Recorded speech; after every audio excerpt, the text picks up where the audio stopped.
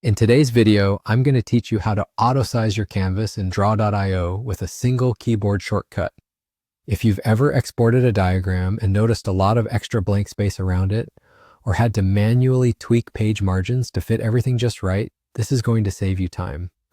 Auto-sizing instantly resizes your page to wrap snugly around your diagram's contents, so what you see is what you export or print. First, open your web browser and go to draw.io, also known as diagrams.net.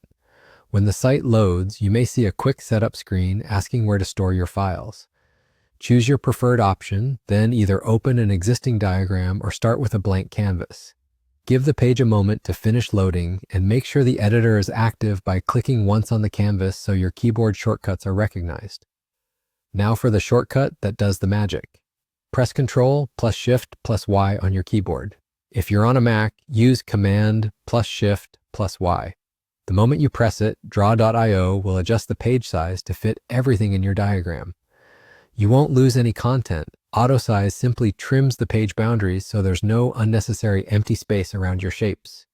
If nothing seems to change, here are quick checks. Click the canvas to ensure it has focus. Confirm you're using the correct modifier keys for your operating system.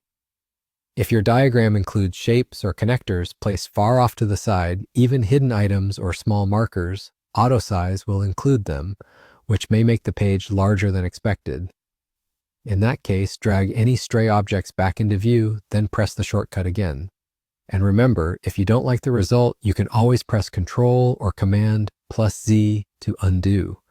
This shortcut is especially helpful before exporting to PNG, PDF, or SVG.